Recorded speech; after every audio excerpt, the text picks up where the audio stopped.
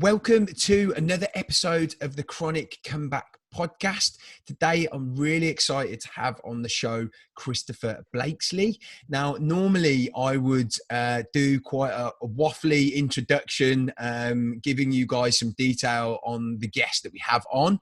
But today, because the story is just so incredibly detailed and there's so many parts to it, I wouldn't be able to do it justice. So I just wanted to hand it over to Christopher in the first instance so he could give you a little bit of detail before we get into the podcast. So first of all, thanks so much for coming on. And could you give us a little bit of an introduction? Yeah, thanks for having me on, Phil. I really appreciate it. I'm 41 years old. I have been recovering for about 4.5 years, and I really like to go into how I've been getting better first, since it's such a long journey. But I'm 100% healthy now, which is still kind of hard for me to accept. But I've had all my autoimmunity in remission for about 9 months now, and I'm nearly pain-free. I've lost about 100 pounds. I've regained all 3 inches of my height I lost while I was disabled. And I'm down to minuscule doses of just 2 prescription medications after, well, we'll get into that in a little bit. But what I actually had was interstitial cystitis, which is an inflammatory bladder condition, which is autoimmune. And I also had irritable bowel syndrome, migraine headaches, fibromyalgia, burning mouth syndrome, and some really intense trigeminal and occipital neuralgia.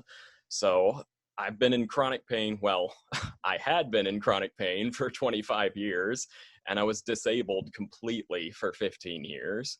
Now it's wild because now my career is in healthcare. I'm an ADAPT certified functional health coach, and I'm writing a book with a doctor who helped me so much, Dr. Jim Lemons. And I'm on a mission now to use my experience and knowledge to help others manage and sometimes overcome their chronic health problems. Wow.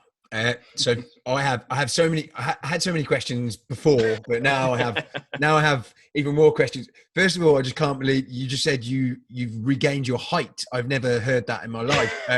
So I do want to talk about that. Remind me if you don't bring that up again. I want to talk about that. But as we always do on the show, could we go back to the beginning? Absolutely. And I think before we, reading your story and speaking to you before, you said you start to notice things around 5 years old, which is so young. For someone like me, I was, quite lucky to have no real proper health issues till I was 22. Yeah. I kind of can remember being healthy. So I can't imagine what it'd be like to have it from that young. So could you give us, some detail for that and take us to that first part of the story? Sure, because it's just really strange to me even that now I feel better than I ever really have, considering it's just as far back as I can remember there were symptoms. So way back whenever I was 5 years old, I was in kindergarten. And I actually thought it started when I was 6 years old, and even the video I've recorded for YouTube says that. But I found an old grade card while I was going through my parents' house that said Christopher uses his ills as an excuse for performance. So apparently it was happening before I even really knew it. But it just started with a lot of burning urination sort of symptoms. I had to go quite a lot. And I think it came to the forefront whenever I went to first grade and it was a full school day. And suddenly I couldn't make it through the day very well. I even had one instance where the teacher just said, "You're going too much," and wouldn't let me go. And I just went in my pants because I could not hold it. It just hurt so much. And that was a pretty stressful year for me. And I realize now how big stress is in this. And I also think one of my root causes was that my mother was really ill with a gallbladder infection before I was 2 years old. She nearly died from it. So I suspect I inherited a really poor gut microbiome. And then it just sort of came out during a stressful year there when I was 6. My grandfather died. There was a lot of stress around. It was the full school day. Whole lot of challenges there. But there wasn't anything too big on like the trauma side or anything. It was just, stressors of growing up, sibling stuff, nothing too bad really. But turned into urination, and then the headaches were the first couple of things. And I started getting these aches in my legs. And my parents, they did their best. I mean, oh my gosh, and they are the reason I'm here today, because without their support throughout all the years of disability and whatnot, I wouldn't have had like this laboratory of experimentation and to just study health nonstop to actually figure out how to get rid of all of it. But they'd take me to doctors and they just wouldn't know, throw antibiotics at me, and that just kept going for a little bit. And then whenever I was 10, it would come and go. Like if I had a good year, a more understanding teacher, it wasn't quite so bad. And I didn't have to go to the bathroom quite as much. It wasn't quite as on edge. But whenever I was 10 years old, it was another stressful year. And I developed irritable bowel syndrome and exercise-induced asthma, which really shut me down because I was kind of athletic before that. I was one of the fastest kids running around. But that really shut me down. I just turned bright red and sound like I'd get bronchitis if I tried to run whatsoever. So, and that was really hard with the irritable bowel syndrome. That's whenever we got me like parasite tested, but the tests were so bad back then that nothing showed up. And I just got special permission and became that kid who had to raise his hand and the teacher just nod and I just dash out to go to the bathroom because of how bad it was. So I grew up around this sort of thing. Just, it was pervasive. It was these sorts of things. There was always something coming or going. I was sick a whole lot. And like I said, the doctors just kept throwing antibiotics at me without any real idea for those first, well, it went into my teen years. Yeah. And so, I mean, and I can't imagine what it would have been like with kids at that age as well, because, you know, having those kinds of problems, Yeah. Kids can be mean, right? They can be really mean. Absolutely. And that must have been so difficult.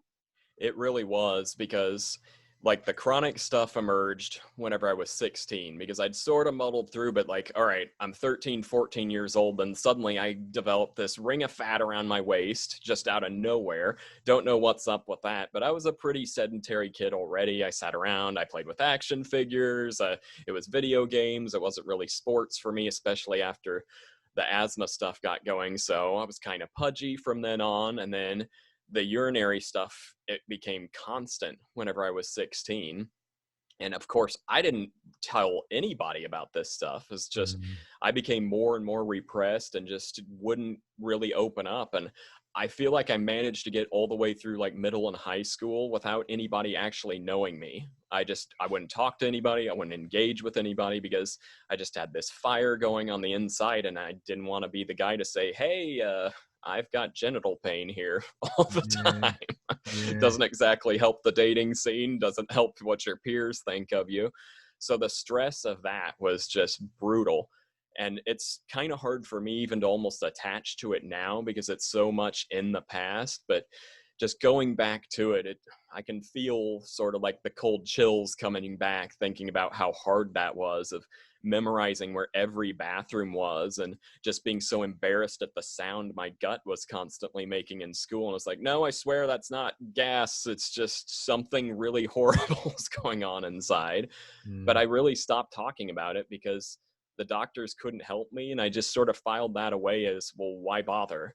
Why continue to try with the conventional medicine route whenever all they had was antibiotics pretty much for so many of those years. But it was interesting. Things changed a little bit whenever I made it into college. I kind of gave myself a mindset reset where I thought, I'm going to a new town. Nobody's going to really know me. I'm going to start over. I'm going to try and be more open and less uptight about all this stuff. And I'm going to walk to school now, and I'm going to maybe get some more exercise. And lo and behold, I start getting a bit better through this period. So even though I'm probably even developing the fibromyalgia at that point, I'm really not sure when that started, because it wasn't until I was 22, 23 and really got into weight training that I felt and saw, once I was getting leaner, it's like, what are these knots, these hard things? And wow, they kind of hurt. But I think I was developing that at some point during that period. And I would I couldn't ever handle certain things like alcohol. Oh my gosh. I was the designated driver because it just felt like acid going through me, just my stomach lining. I could not tolerate it whatsoever. And I'm sure that I also had a candida infection in college, just the gut overgrowth, because every time somebody smoked a cigarette around me, my nose just swelled shut, couldn't breathe. And the alcohol too, if I had a beer, it would just upset things so much. So I know there was something parasitic going on there. And since it was late 90s, I was just I pretty much was on standard American diet throughout my life. And at that point, I tried like the low fat thing because I thought, oh, I'm fat, I'll try low fat. And whew, boy, things kind of escalated at that point. But yeah, college though, on the whole, I felt like it was a better experience because I started getting better shape. I actually opened up. I had like a circle of friends. It was like 30 people. I was a lot happier and things were going pretty well. And I had figured out I wanted to be a writer and I felt really good about my life at that point. Do you think, I mean, first of all, like the time at which, so when it first started happening to me, must have been like pretty much 2009. So back, it feels like the dark ages, just like thinking about it, back then, like I still back then going to doctors here in the UK, like, and it was just, and even these days, it's still terrible here in the UK, but in the 90s, I mean, you didn't have the internet where you could look this stuff up, and you couldn't have, because you only knew, I imagine like in the 90s, you only know one way, right? You don't even know there's this functional side of medicine. Right. I didn't discover that for many, many years. And it's a really good point. I'm glad you brought that up about not having the internet, because it's just such a game changer now, because I was just limited to who I got sent to as a doctor. And throughout this period, I was still getting chronic sinus infections and couldn't really go to class without taking like Advil. Cold and sinus was the only thing that really kept me going. But just whenever I was in college there, toward the end of it, I was like, all right, I'm breaking out of this. I start lifting weights and it's going pretty well at first. Apparently I have really good genetics. I put on muscle really fast and I start looking really good. I feel really good. But that really was the tipping point, because throughout all this time, even though I say I was doing better, I had already learned to kind of cope throughout all of this, because it was just a teeth gritting sort of thing. Or like I used to chew my fingernails. It was so awful. They'd be so soft, they would even bleed down at the bottom, because I was just so nervous and trying to do anything to distract from pain while I was in school. But I'd learned this grit your teeth sort of mentality. So I thought, oh, no pain, no gain. Just keep pushing through things. And weight training, especially the squats, because of the pelvic floor dysfunction, were causing significant more pain. And I was lifting 3 times a week and running 5 times a week. And that's whenever it just became severe on me. And I went into the worst period of my life. It's just, and it was so hard, because I finally felt good about myself, that things were going all right. I was writing, felt like I had a career ahead of me. I just finished college, did really well in there because I finally got to pick what I wanted to do. So that was a huge come down for me, and some of my self-esteem was attached to how good that I looked at that point. So it was devastating to me. In 2005, I was just about 25 years old whenever I finally said, I was like, I have to quit. I can't do anything physically anymore. It's just like, I'm almost to cry at all times from how much pain this is. And I would have told you back then it was like an 8 or a 9, the pain I was going through. But really, in retrospect, now that I've had so much more experience of how bad it can truly get, it was probably only like a 5 or a 6. So it's just, and that's one of the hard things about pain, is just learning the scope of it, because you can't really relate it to anybody. I like it, but the way that you describe it, like the Dr. Lemons who helped me talks about, whenever it's how much does it interfere with your activity? Because that's a lot more objective than just smiley faces on a 1 to 10. Yeah, no, I feel like pain is all relative, right? Like, I actually, me me and my girlfriend, like whenever she's like got, you know, has something going on, and I always like kind of say she's a bit of a moaner, because she'll say that something's really hurting, and like she's just literally just nicked it, or, you know, done something like Yeah. small. And then she's like, you know, she says, you're not very sympathetic for someone who's got chronic pain. And I'm like, well, it's just because I know it's like, it's not that bad for you, but she's like, it's all relative. Like for me, it is bad. And then when she says that, I'm like, yeah, you're right. Because for me right now, the pain I'm going through is really bad. But at the same time, I am able to walk outside. I am able to do Right. things that people in a wheelchair can't. And Right. so it's relatively bad for me, but relative to them, it's not. But I can't feel what they're going through. So and what I will say is, I feel like the mental impact it has on you is still very similar anyway, because it's just relative to, you know, to how bad your situation is, I guess, if that makes sense. Yeah, Um, it is truly crippling to try and deal with something chronic. And one thing that I want to touch on there that you were mentioning is, I think after what I've been through, there's actually a difference between acute and chronic pain. Like if I stub sure. my toe now, it's like, man, it's high and it's fast and then it's gone. Yeah. But it can be so high in a different way with the chronic stuff, to where it just grinds on your mind. And it's always there, and trying to learn how to deal with that, I mean, that is 24/7. Whenever Yeah. it's always there, it is just so difficult to try and break through with those sorts of things, because like pain's kind of ephemeral. I mean, even whenever it was my worst, there would be fluctuations throughout the day. It wasn't just always off the charts bad. But once I got to that point with the weightlifting, now I'm thinking about this time whenever the pain was so bad. Uh, that's whenever it would start hitting like the 8 periods after a little bit, because I ended up, what I kept doing was just pragmatically trading around positions. And that's how I ended up losing my height. But because I would hurt so much, it got to where it's like, all right, my pelvic floor and bladder area are so inflamed now I can't sit. And standing hurts too, because it flexes just that extra little bit. And I'm so inflamed that I just end up leaning sideways on a couch all day and just sort of stretch out this oblique pretty much and this side of my neck. And at that point, like that's whenever I finally told my family, whenever the physical stuff broke down, I said, all right, told everybody around me that I actually am in extreme pain most of the time. I'm sweating now from it. I'm having to go to the bathroom, urination like 30 times a day, and I'm just dashing out as much as I can. And it really shocked everybody, because, you know, I looked perfectly fine, and it had been that way for so long that they're just like, oh yeah, Christopher's the guy that has to go to the bathroom some, so it's no big thing. But it was huge for me to just like, I cried so much that first day whenever I realized that I was like, physically I'm not going to be able to do anything. But I think I've always had a pretty forward focus, because within a day I thought, well, I'm just going to improve my mind then. If I can't improve my body anymore, I'm just going to work on that.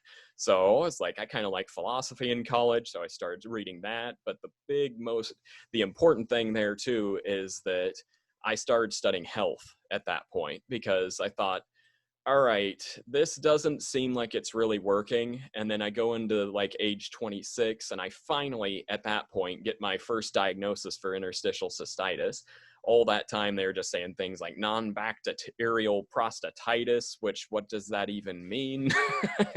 Just all these word soup things. And because typically they think IC is a women's disease, they didn't even look for that in me. But I finally got a diagnosis there, got my bladder hydrodistended, and wow, that hurt. They tried to stretch it back out, but the Sorry, muscles, what is that? They got your bladder. What is that? they catheterized me and put water in there to expand my bladder, Oh, because it was so tight and pale and bloody looking on the inside. And they think, okay, maybe it's just cut off from things and this will help. But no, it just made me bleed a lot and hurt a whole bunch. But that, and then I learned to self-catheterize in that period, because there was this theory that if you inject lidocaine and heparin into your bladder, that it might repair the mucosal lining that's gone. So I tried that for about 9 months straight, and I was doing 3 to 5 of those a week. And whew, I mean, that's uncomfortable for any guy, but whenever your prostate looks like an atomic fireball, it was excruciating at times. But I'm going through this and I'm doing the drug treatments, the Elmeron, the amitriptyline to try and bring down the nervous system arousal. And I'm getting worse. So, and this weird thing with my nervous system starts cropping up, which ended up being the hardest thing to deal with, is that I was in so much pain for so long. And at this point, it's just, I hurt so much throughout my body. I tried myofascial release, just intense all over on all these knots, and that was making me worse too. But my nervous system gets so hypersensitive that I start to notice this creeping sensation if I watch TV or listen to music, that I feel like I'm getting stabbed, or like fingernails that are hot are just scratching through me. And it keeps building from there to where I have to quit watching TV and listening to music. And I had to go without that for years because of how painful that was. So I started studying health big time because I thought, whatever they're telling me to do, this is not helping. I am continuing to slide and break down. And then I'm starting to rapidly gain weight because I can't hardly move. I mean, I'm getting up, I go to the couch, I hang out there with my dog, read a bunch of health information, just crackpot stuff, non-crackpot stuff, but it just keeps getting worse. So I keep trying the things like the pharmaceuticals and such, because at that point, that's all I really know what to do. And I made a list about a year ago, and it was over 60 different prescriptions that I can remember that I was on, because I just kept trying everything. I was like, well, let's try an older antibiotic, like a sulfa-based drug. Maybe that'll work. So a whole lot of stuff through that period, and just through all this, I'm getting way worse. Yeah. And so, how old are you at that point? This is between the ages like 26 and 28. 26 and 28. But and so at this point, you're not working. Oh no. No. I had to postpone writing entirely. It was just, I was trying to write a novel at the time, but my mind was so distracted all the time that I couldn't develop thoughts or a plot and such. It was just a mess what my mind was distracted by. So I would just do fits and starts, but it was about pretty much all my waking time. Since I got shut off from the music and TV, then I just went into reading, and I just read almost all day and just laid around and maybe was on my feet. I'd get up. My dog was the only thing that I would get up for. I would get up and I'd play with him for a little bit. And thankfully, my parents were helping me out because I couldn't work. There was no way I could. But and it just kept getting worse from there. So a couple of years of it just not really going anywhere. The nervous system stuff just goes off the charts. Now I can't stand reading anymore. If I move my eyes over a computer screen, for some reason, I don't know if it's the blue light or what it was just harder to scroll on that. So I would print material out. And one of the funny things is, whenever I finally got healthy enough and moved out of my parents' house last year, that I was throwing out all that old research because I didn't need it anymore. And it was 15 trash bags of paper that I had printed over the years, just going obsessively over anything I could look for because I wanted some kind of hope and something.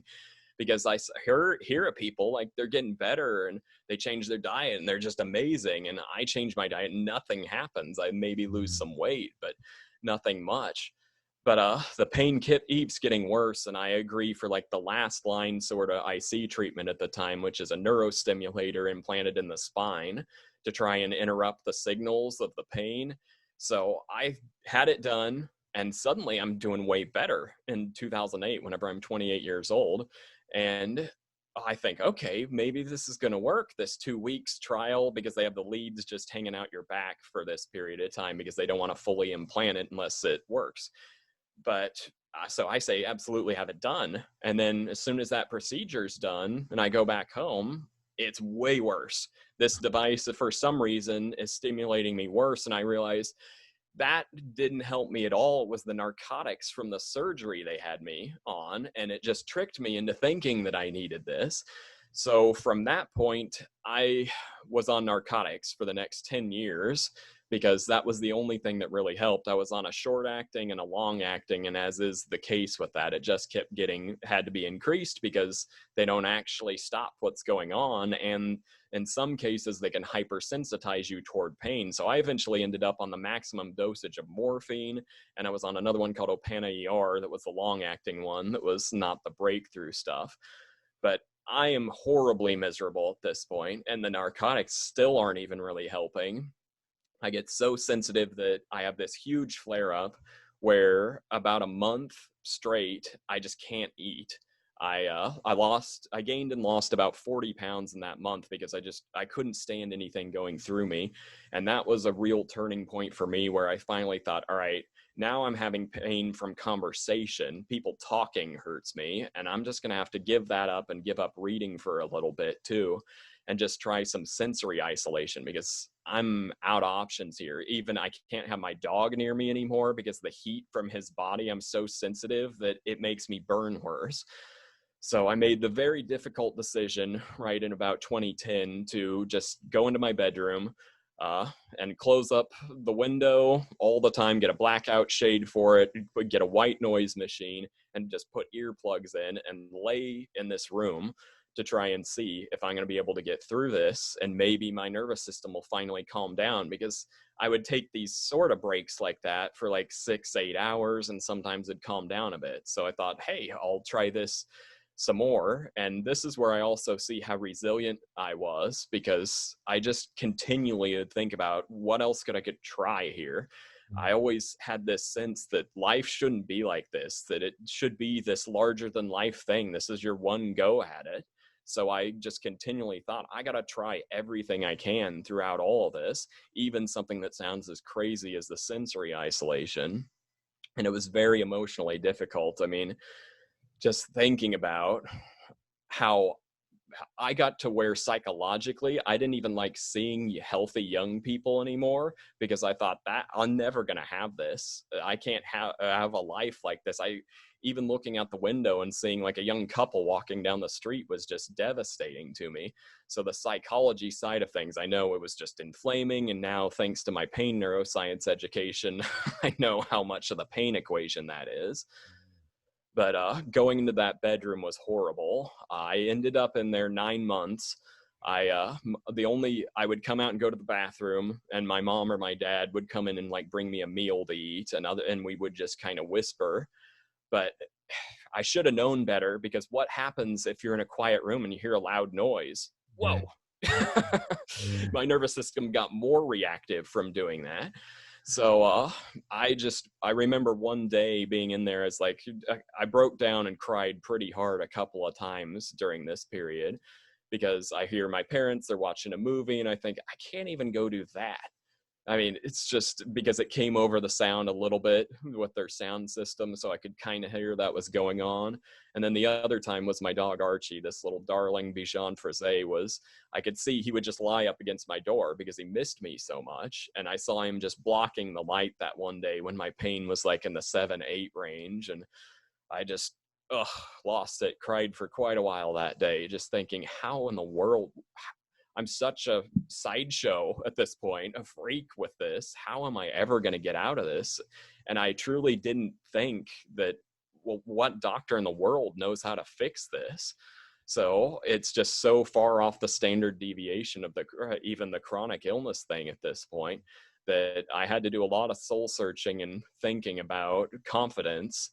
And I finally came around after thinking it through that, well, there's a whole lot of things that science can do. Look at all the things. I mean, the internet, like you said, it wasn't even here whenever I was younger. There are so many awesome advances.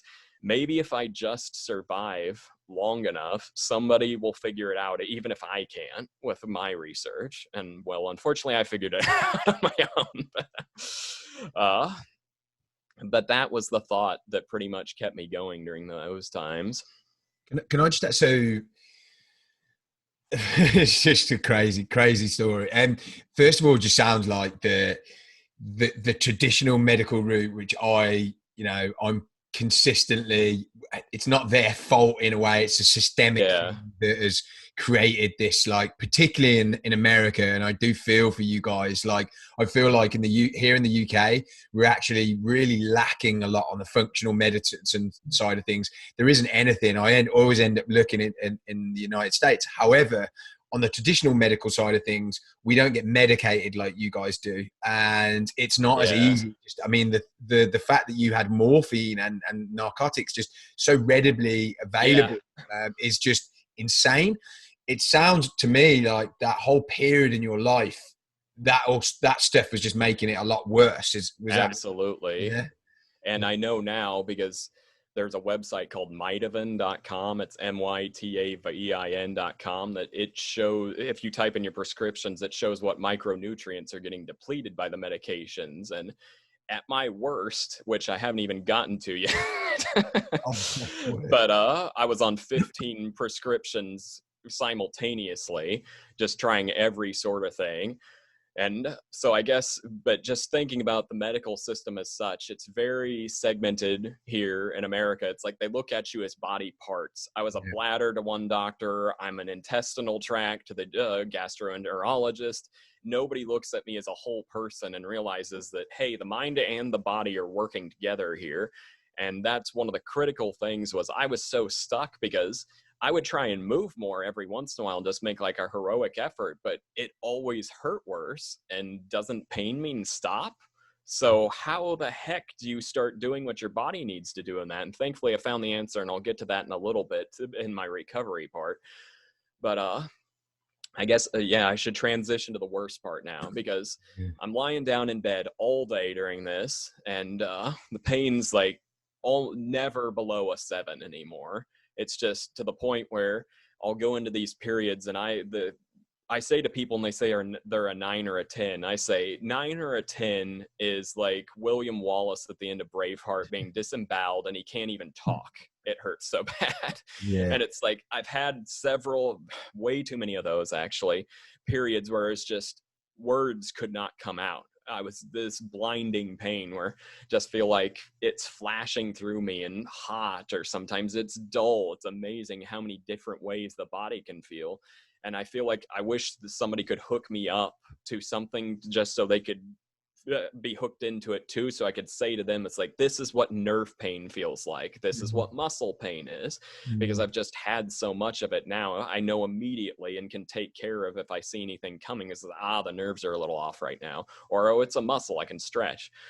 But so the pain during this time, I'm lying down in bed, and this is what really sends me to the worst point. Is I'm down so long that my head is on a pillow all day, and I just suddenly feel like it's spasming and I can't control my head anymore, and it's doing this weird ticking thing. And apparently the nerves had gotten clamped off of so much back here in the back of my skull at the occipits that it's now setting off this trigeminal nerve irritation. And so now I can't take pressure on my head anymore. And I freaked out big time, because now lying down was the only thing I really had for relief.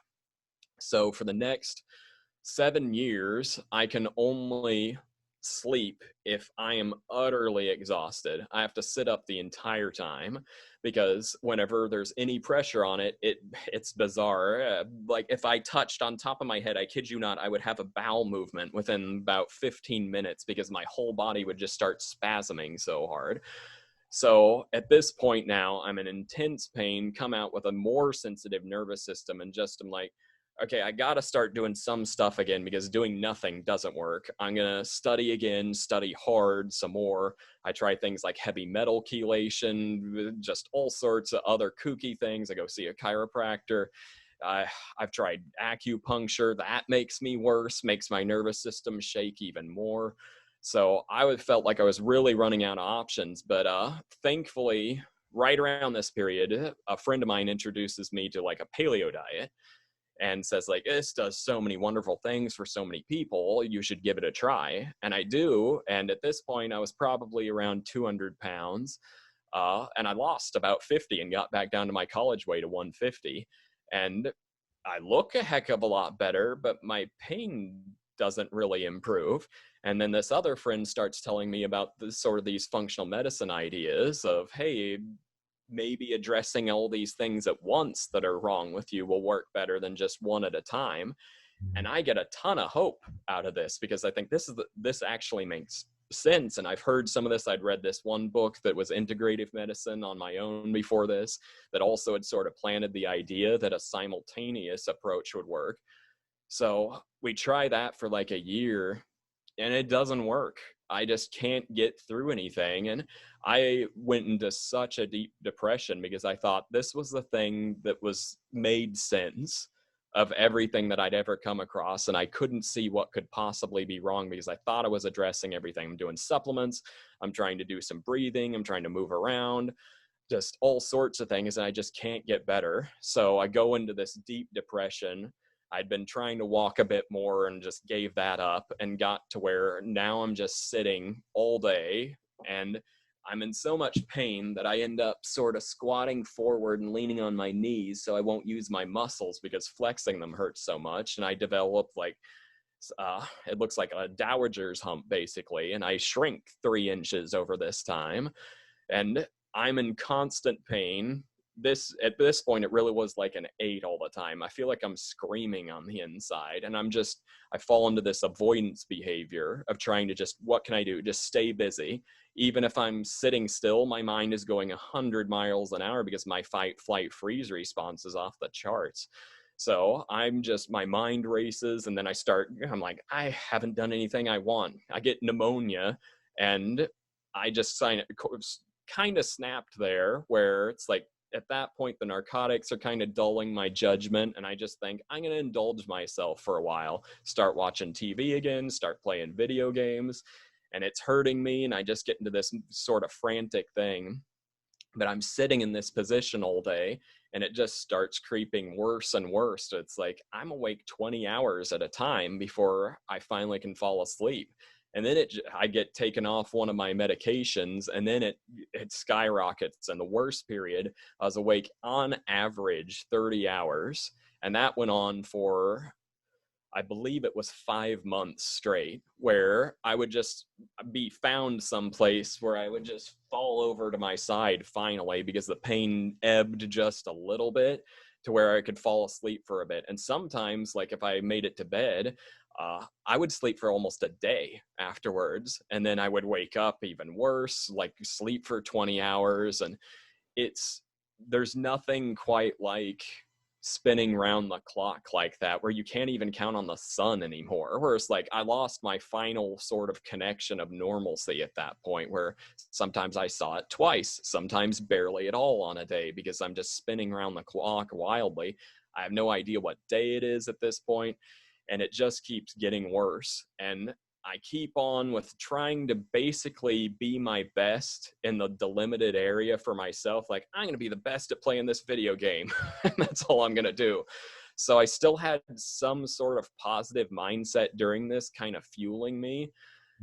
But it erupts then, where I hear this, all right, there's an immunosuppressant drug that you can try that'll just shut down your immune system. Maybe this will help you shut down the autoimmunity that's just all over the place in your body. So I feel like I don't have a lot of options anymore. So I say, okay. Sorry, can I just ask, because Sure. you mentioned autoimmunity there, and I know you said, what year are we at right now? This is probably whenever I'm like 36, 37. So this has rolled on for several years at this point. Like 2015. It's like 15 to 17 in that area. And you had, in 2005, I think you said you'd finally had a diagnosis of the cystitis. Was that right? Yeah. But what, in the next 10 years, what have you had? Because you said autoimmunity. Had you actually had diagnosis? Yeah, definitely. Yeah, got diagnosed with fibromyalgia, irritable bowel syndrome, and then I just stopped looking for diagnoses after that, because it didn't seem like anything they did helped. But as with how autoimmunity goes, it just sort of multiplied. And if I looked up any of them, honestly, is like I had 80% of the symptoms of lupus at that point. But it was like, what's the point? It's just all bad. Do you think it because I mean, I don't know, I'm not medical, I'm not a doctor or anything, but it does just feel like, some guy with the exact same symptoms as me goes to one doctor, he gets a diagnosis of fibromyalgia. I go to a different doctor, I get a diagnosis of Lyme disease. Someone else goes somewhere else, and it's all the same, in the same family, really. Yeah. They just want to give someone a label. And fibromyalgia, along with like chronic fatigue, is almost the most frustrating one, because it's just like we don't know what's going on with you. We just want Yeah. to give you a label. And that's what it sounds like. But sorry, I interrupted you there. No, that's fine. You mentioned what horrified me, immunosuppressant. Yeah. I saw that your face. Autoimmune disease. Yeah, talk us through that. Yeah, that was a tough choice because I knew this thing's got the big risks, like you may get cancer, all sorts of things. It's got screaming labels on the box for the thing, but I think I may as well do it because I mean, I tried like the functional thing. And even though, I mean, I've tried so many supplements at this point. It's just, I've got the supplement graveyard. I even still have a little bit of it where I haven't quite thrown it all away now that I don't need any of them. But, I tried so many different things like this herb, that herb. Let's try, some people say they get relief from turmeric or activated curcumin, all sorts of things. So I had just tried so many different things, and I thought I just hurt so much that I didn't even have like a Fitbit or anything, but I must have been getting about 150 steps a day. That was it. I would just go plant on this couch and sit there and sweat and try and even hold still partially so I wouldn't even have a bowel movement, because that would set me off for like 4 hours afterwards of just so much more pain. Whereas like, it's a 9, nobody come near me right now, I can't speak to you. But so I agreed to have the immunosuppressant started, and the silly thing I did was I thought, all right, I have to be even more, it's a controlled experiment here. I need to be even a little more idle and such. So I just barely move at all. And they tell me, all right, you should see improvement in 60 days. And my mind is starting to go to the realm where I know I'm really resilient, but it's starting to feel like this is last chance sort of stuff, because I quit weighing. I don't know how much I actually weighed at my most, because I was 242 at one point, and just there was no hope of getting lighter, so I just stopped. And whenever I started to get better, even, I didn't like hold up the newspaper and stand on the scale, because I still didn't know that I would get better. Yeah. But I try this immunosuppressant sitting around, and my symptoms just keep getting worse. And I start to have like ringing in my ears, all sorts of other weird things. And I'm getting this stinging in my mouth from the burning mouth is getting worse. And I start to freak out stress-wise too, because I think, okay, it's getting closer to the deadline every day. I am not getting better. I don't know what else to do. So it's not like I'm going to the suicidal realm, but I know the next step is, I don't know if I can live with this much longer, because this has just devastated me beyond all belief. But I stick through it and try. I get into January, I know the date, 16th, 2017.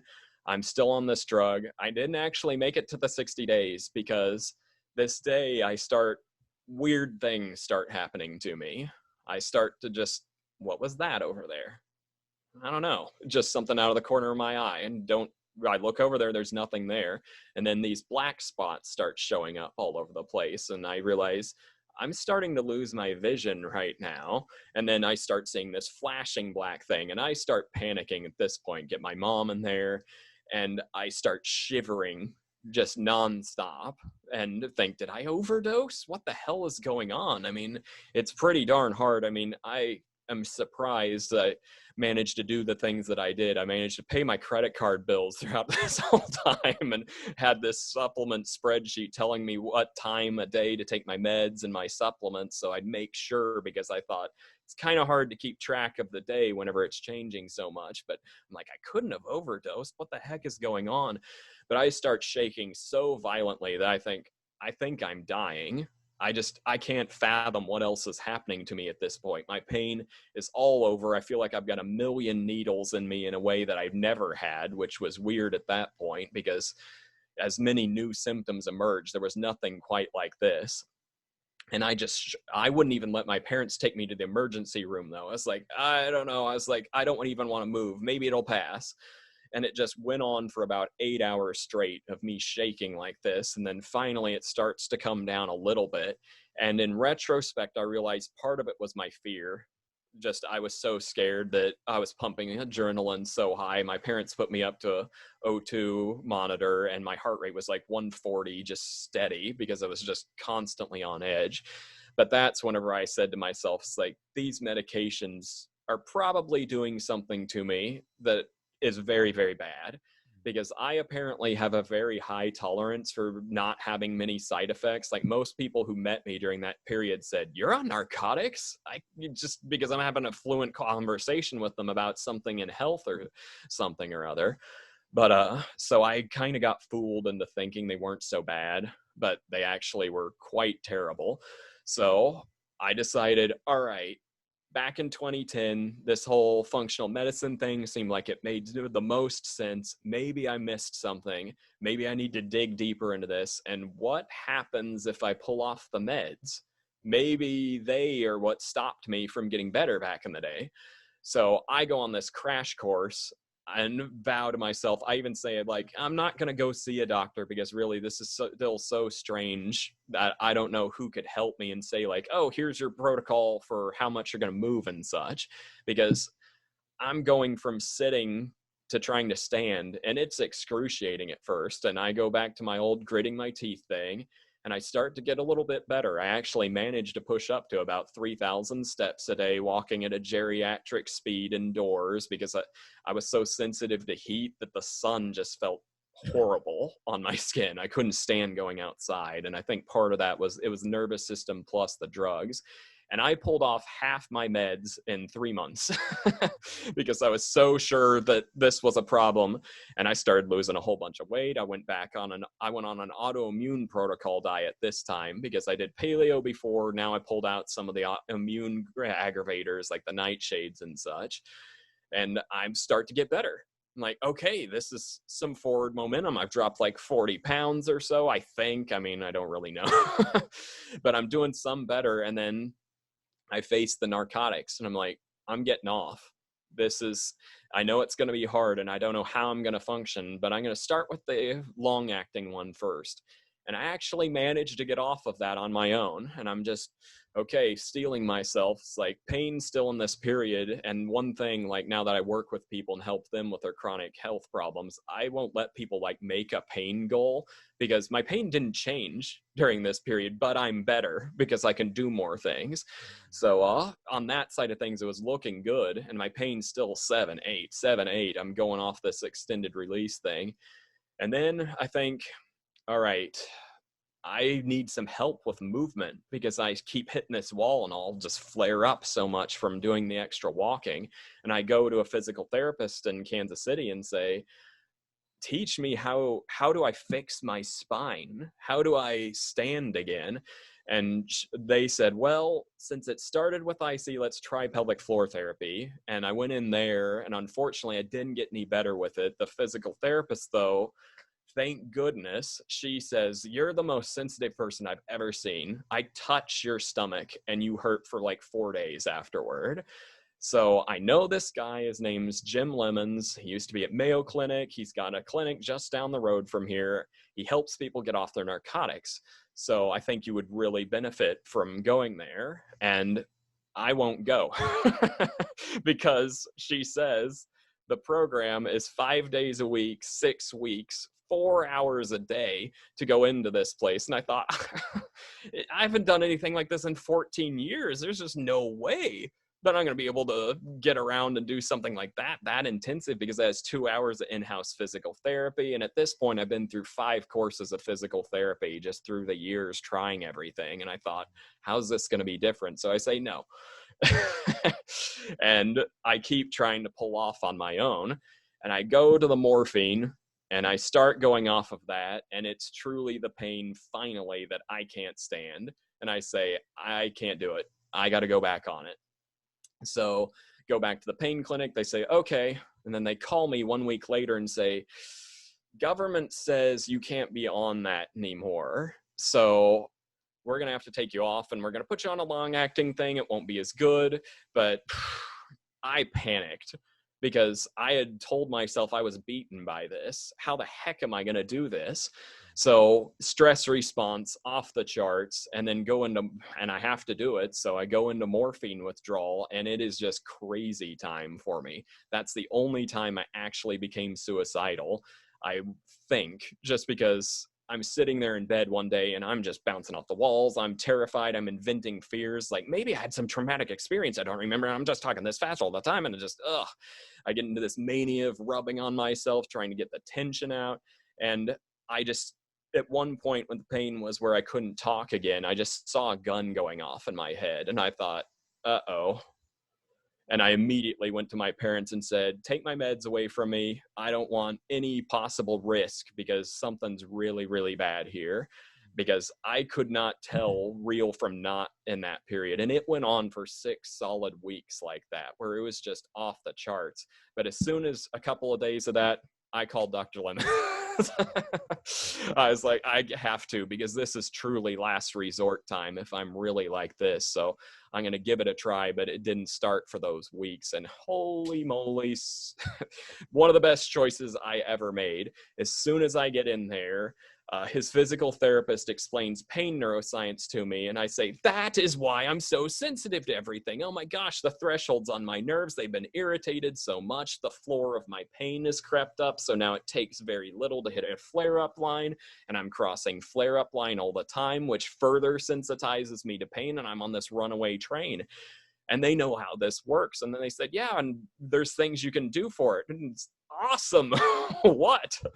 And then the first thing they show me, I kid you not, is just this, my hands in front of my face, and then it's out to the side, and then back in front of my face. And I say, you're kidding me, right? How is this ever going to change anything? They say, all right, well, if you manage to not hit flare-up line and show your brain that you can do an activity without, causing pain for 3 hours or longer afterwards, your brain will see that this is not going to actually kill me, turn down the pain a little bit. And it's very incremental, but there's all sorts of things like that they showed me. And in addition to that, Dr. Lemons taught me how to deep breathe throughout the whole day. So because everybody with chronic pain stuck in fight or flight or freeze even if they don't feel like it.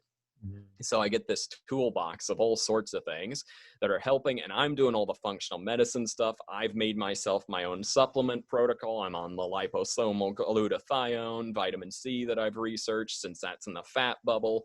And if I've got a parasite, it's less likely it can rip it out and eat the nutrients and never get to me. And I just start getting better so fast. It was truly amazing. Wow. And sorry, what year, where are we at now when that was October 2017. I started October 6th, and I graduated from the program a couple days before Thanksgiving. And I was still on the long-acting narcotic, but I mean, I've got the pictures. It's in the YouTube video of what I get my whole height back, because they get me on a horizontal and vertical bolster. And they tell me things like, I said, how do I correct my posture whenever it's like, I can't sit up straight all day. That's excruciating to my muscles. They said, just do it for like 30 seconds and then slump for half an hour. And you at least do something there. So I start taking that principle and just running with it all over the place, where I go for my walks and I just walk to the next landmark and just stick with that. And I'd already been doing so many other little things, like during the morphine withdrawal, I invented what I called the benevolent universe premise game, where I was so depressed and just saw fear everywhere that I thought, well, having positives and values is what psychologically feeds you. So I can't really see anything right now with how bleak the world is. So I'm just going to make myself look out the window and look at everything that I see and say, what's the value behind this? Like, okay, even it's like, it's lovely to see the trees outside, things like that. And then I think, well, make it harder. What about the garbage? What's good about the garbage? Like, well, but we live in a civilization where they can take that away and I don't have to deal with it. So I started building all these little loops for myself to try and recognize values as much as I could. And one of the things that kind of kept me going whenever I could still, like in little bits throughout the whole 15 years of the disability, I was able to watch like some like Bollywood movies. There's some of those that are such uppers, and I would just watch like one of the songs that day and just little things like that just to give myself, now I know it's giving myself shots of endorphins, which are helping with my pain and just overall biochemistry. But I'm just doing these sorts of things all over the place. And every 3-month period since then, that where I look at it, either I could do more or my pain was less. And I kept doing that. And once actually got off of the long-acting narcotic with Dr. Lemons' help. I mean, I'm just doing deep breathing, which is crazy to me now that it's more effective than the narcotics ever were for managing my pain. It took a long time because it's a skill to build. Nobody starts out with it, but it calms down your nervous system. It builds gray matter in your prefrontal cortex, so you get more control over your focus, and it decreases the matter back in your amygdala, so the fears are quieter. And all these things start building for me that by January, it was the very end of January, and it's time to fully go off of the last narcotic. And I'm so confident with how I am that I booked a trip to go see one of my friends I hadn't seen in 10 years actually, no, I'm wrong. It was only 4. That foggy period during the narcotics. But I went and saw my friend, and I walked the whole Brooklyn Bridge in New York. And I was so confident that I could do it that I'm still shocked that such things were possible, because I was only a few days off of narcotics, but still I would have these big pain surges, and I didn't get to see as much as New York as I wanted, because one morning it was just, because still, even then, whenever I would eat, I would hurt just intensely for about 4 hours, because my whole GI tract was so irritated that any food going through it would cause problems. But I managed to get off that, and then slowly the nervous system hypersensitivity goes down. In about 6 months, I go stay with my brother in Houston. We go to a Rockets basketball game, and I actually tolerate the pain from the sound system. I was like, it's there, but I can do it. And I just kept growing for there. And really the biggest game changer after that was I saw a couple of doctors, Peter Osborne, David Jockers, online talking about extended water fasting and how you could do that and generate some stem cells and go into autophagy and break down your busted up cells. And I had gravitated to like intermittent fasting just because it hurt so much to eat. And I thought I was sensitive to everything. Like there was a period during the disability, I only ate turkey burgers and beets because I thought everything else made me feel worse. But it was actually food as such. So getting a pause from food was huge for me. And I've now done 16 of those 5-day water fasts. I actually just did one 2 weeks ago. And at first I was so bad off that I felt better whenever I would do them. And then I'd get to day 4 and I was like, wow, my pain is like half of what it usually is. This is amazing. And then the fast ended, and then it came back after like a day. But then I did another one, and it lasted 3 days. And I just kept on doing that to where now I do them only quarterly. And it makes me kind of feel worse at the beginning because I feel so great all the time now. And I've healed the nerve damage to such an extent. I only feel like a little bit of dancing in my feet and my shoulders sometimes. And I managed to start weightlifting again, thanks to these principles. Like one of them, the neuroscience things, that's teasing the pain, where you have to hurt yourself in chronic pain, but not hit that flare-up line. So I had to find out the hard way with weightlifting. But now since October, I've just been lifting and no troubles. I had to have an ice bath as one of the breakthroughs there, though. Too much inflammation. I would just flare nerves in my shoulders would go crazy when I lifted at first. But now I'm lifting 3 times a week, and I just lifted yesterday, set personal records on bench and all sorts of stuff. And I'm in better shape than I was when I was 22. It's incredible. Wow. It takes a lot for me to be speechless, but that is just, we had a similar, not a similar story in the sense of like you went through very different things. We had another guy on the show, and every time I thought the story was like getting to its like, the peak of how bad it was, there was another thing, and there was another thing, and there was another thing, and even just listening to you talk through it now has made me feel so much better about what I'm going through. And that's good. And just so much better. I mean, the fact that there's a part of me, and we were talking about it before we got on the show. There's this belief that's built up. That's just, I've had this now for so long that I find it difficult to remember when I didn't have it, and that I've got these like. So I have a lot of chronic injuries now. So I started to, I was just like you. So I felt like crap. But I was like, I want to be normal, and I know I can actually still do these physical things. So I was going out and I was playing football, soccer. I was lifting in the gym, and I was pushing myself so much, and I hurt so much. But I was just like, I need to do it. I look good. And so I forced myself, but then I just started creating these chronic injuries. So I've got tennis and golf elbow in both elbows. I've got such bad hips that I can't like run at all. And I've got the similar issues in my shoulder and my knee. And then there's a big part of my brain that's like, oh, they've just been like it for so long now. It can't recover. But then when I'm hearing you in bed with all of these things, I know, taking these things for so long, it just shows how amazing the body is at healing itself. It really is. If you give it what it needs, it is amazing how it will fix itself. And that's why with the book I'm writing, like Dr. Jim and I, we talked about, it's like, we need to write a book, because what he's been doing, he's been helping people for 4 decades. And I think his success rate is 69% of the people who come and see him get off of and never go back on narcotics even. Wow. And he wasn't doing anything on the functional side. Like, for me, I had to get the diet, and my diet has changed. That's one thing, you have to pivot so much in this. I have changed my diet several times. Like, I'm keto right now, but I had to do autoimmune protocol with histamine restrictions because for years I couldn't figure that out. And there's so much biochemical individuality to all this. Like, I had to get my genes looked at and see that, okay, I need to watch out for methylation. That's probably weak in me. I need to supplement for that. So I had to take that into account. I don't have to anymore. The epigenetic switch is no longer on. I'm fixed now, so I don't have those problems. My labs are finally healthy for the first time in my life. But I'm doing all this stuff, and then the exercise, and I know about the parasite side and the stealthy kind of infections, because I'm pretty sure I had a few. Like, I even just recently found out I had worms and didn't even know it. They were causing my elevated histamine. I never even left the US ever and got multiples of these. And people think, oh, that never happens.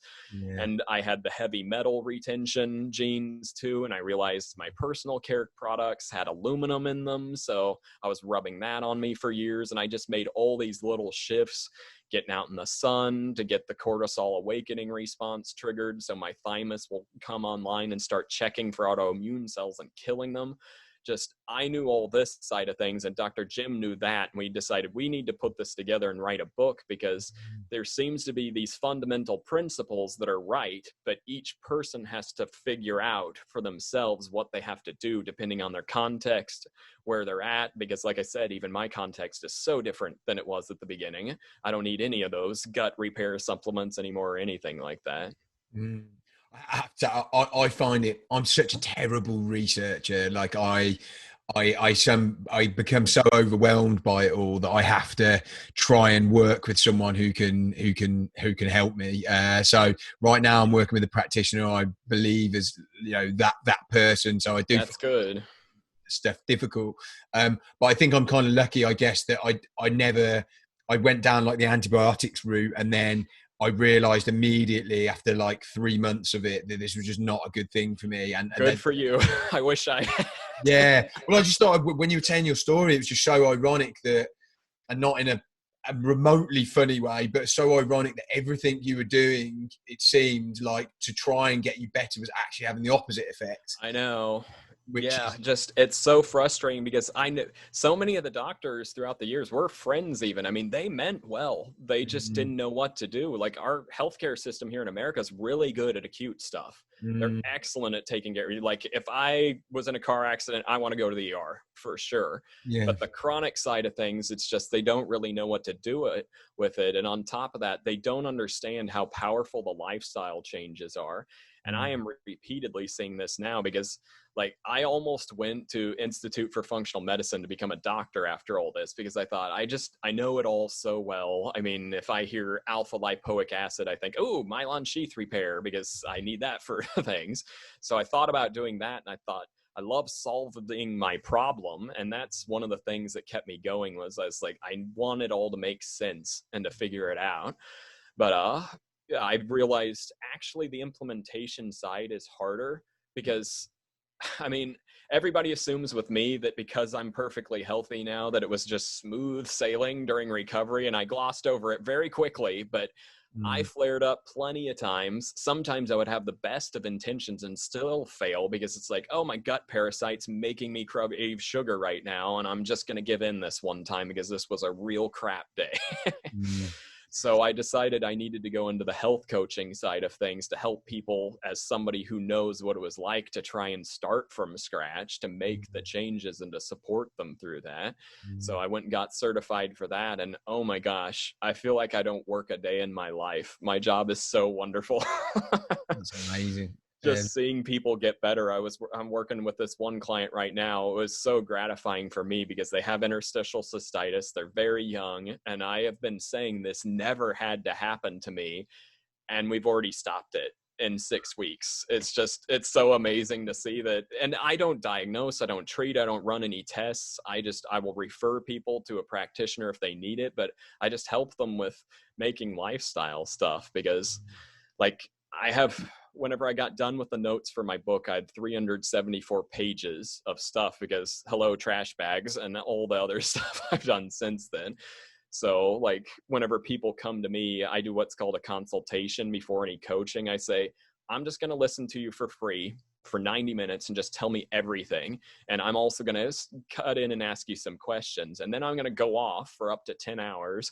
And I'm going to put together basically a personalized version of the book I'm writing, because I'm trying to put forth the system of which you would try and induce for yourself how to fix yourself. But right now I'm doing it for people. And then I come back to them and I get on a 2-hour call and say, here you go. Here is a ranked list. And it's usually about 10 pages. And I say the top 3 or 4 are what's mostly going to be the big bang for your buck. And it's all lifestyle change stuff.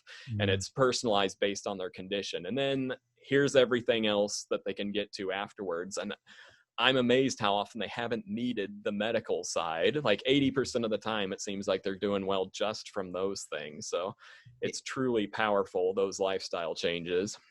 Is there, would that be with any chronic health issue? Like, you've worked with people, not just similar to what you've gone through. Yeah, just all over the place. Chronic fatigue, Ehlers-Danlos syndrome. Let's see, what was that one? There's some mysterious, sometimes people don't know what's going on. And since I don't do diagnosis or anything, it's like, we can do shifts and see what happens, but here is out of my Rolodex at this point, because I've just been paying attention to everybody that I respect in functional medicine and say, go there. That's where you would want to go for your bang for your buck on that. But yeah, I mean, typically I see people come to me because they think, oh, it's more likely since it's the same thing that it'll work, but it's worked with everything so far. I mean, I've seen 29 people now and everybody has had some degree of improvement thus far. And it's just, I don't know the sky on some of them because I haven't been doing this that long, what the limit is for them, but it seems like it's pretty darn good.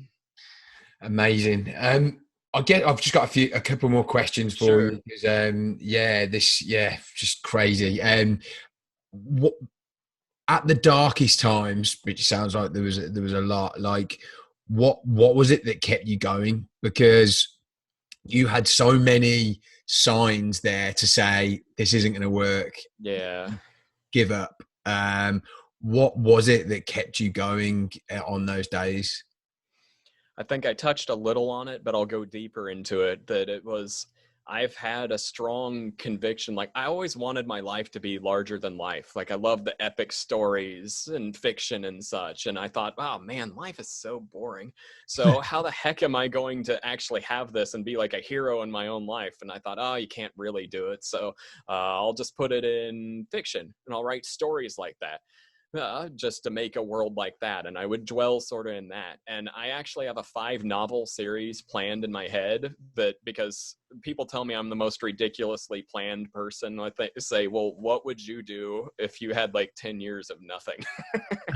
You think a lot. And I had to work through a lot of psychological baggage about things, like that thing about young people hurting me even and such. I thought, well, that's not taking anything away from me, what other people have. I need to recontextualize this. It sucks, but my standard, it's a different standard than what other people have. And I tell everybody, because the one thing I always work with everyone on is mindset that comes to me, because it's in every moment. I mean, the flare comes and it feels like the world's over. And you have to have a framework in place of, and I say to people, you can't really trust that you're going to get better until you've actually seen some wins in the win column. So the first thing I do is set just these ridiculously meager goals for people, just so they can see that something works at first. And then we can snowball and go after the big stuff after that. But I'm trying to have that value-based focus. And I really credit my parents a lot, because from early childhood, and I think it's one of the most important things that a parent can do, is just make it known that you are of value and that you matter. And I always held on to that I thought, I'm a pretty smart guy. I have drive. I want to do a lot of things.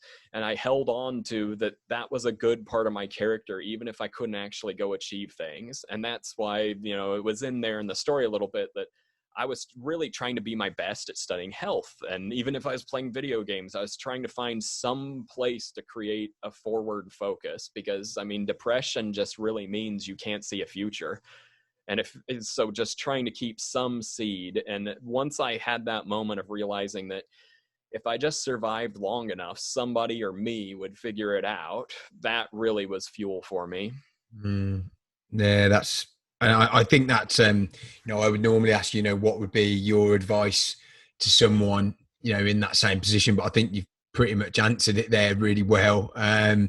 What would you say, like, how is it's a lot different than what it would have been had you not got sick, but what are the ways in which you feel like your life is better now as a result of what you've been through? And I know that's difficult because it was so long. What would you say they were, if you can find any? Sure. I like to tell people that I don't think there's any real value in pain and suffering as such. I don't think it actually teaches a lesson. I think it's more that when you have a life-oriented focus, that you get to see the spectrum of life. And that before, I didn't see how good things could be quite as much. And I also didn't know how bad they could get either. So seeing how bad it got, I really took great pleasure in every little thing that was good after that. And now I have such a focus on that. I still, to this day, one of my friends, she told me, she's like, start a 3 good things book, because at first I called it like a happiness book, but I was like, I couldn't be happy on some days. It was just too bad. So I always write down at least 3 things. And a lot of people say about me that I see the good in so many situations. And I think it's one reason why coaching's so great for me, is I see other people's strengths. And I love commending that, because it seems like just globally that people are really good about pointing out what sucks in life, but they're not very good at saying like, thank you, that meant a lot to me. And I really like it. You listen to me, you respect me, just pointing out things like that. So seeing that whole spectrum of value, to me now, it's just, because I'm just such a kid about how happy I get now. I just light up. I'm a 10. I'm not repressed at all anymore. When I'm happy, I hit the roof now. So I feel like I'm truly the happiest I've ever been, for sure. After I know I conquered it, and it's gone, and it's not coming back. That's amazing. Well, look, I personally feel, after having this conversation, I feel a lot better to myself, even. Great. Not that I was like having a particularly bad day, but I guess I wasn't really having a great day. I was just having, one of those very, I physically didn't really feel that great, but not one of my worst. But just hearing you talk through that, and just hearing what you just said then, just really, really kind of has picked me up and made me feel really good about, you know, my own recovery. And I know that that you are doing that for anyone who's listening to this right now. So first of all, I just want to thank you so much for coming on, but also just thank you. Yeah. I just, anyone who's using their own story to help other people, I just love. And I think the more and more people that are doing that, the less, you know, we will have of, you know, people going through, just like the person that you, had you not been through what you've been through, that young person that you helped, you know, cut Yeah. off after 6 months, they could have been going through that for 10, 15 years. And that's Right. what I want with doing something like this, that someone can hear your story now and they cut what they had to go through, but in half. Right, exactly, because what you're doing is really so important. And I love coming on something like this because inspiration is so much the fuel. And I was telling you right before we even got on that a lot of my clients start getting better before we even really make any changes, just because I can explain the process so well and all these factors that matter, and see that there's a lot of stuff people haven't tried yet that can actually work, that hope is really powerful medicine. So just even on the side of inspiration, shows like this help so much. And on top of that, there's the actual knowledge component of what has to be done to fix it too. So whenever those things get out, like my dream is down the road, like that we're not talking about getting people better, where you've convinced people that to make the lifestyle changes to not get there in the first place,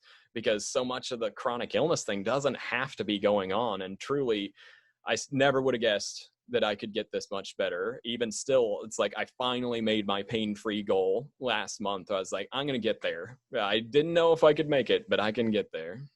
That's amazing. I love that. Hope is a powerful medicine. I mean, that's gonna be the tagline of your Cool. of our post on Instagram about this episode. Awesome. Look, thanks so much for coming on the show. Certainly. Really appreciate it. I'm sure you'll have a number of people that want to reach out to you after this. How would they? What's the best way of them doing that? Sure. That's a good point. My website is best. It's balancehealthcoach.com. And I should spell it out because phonetically people can hear another thing. They can hear past tense. It's BALANCE and then healthcoach.com.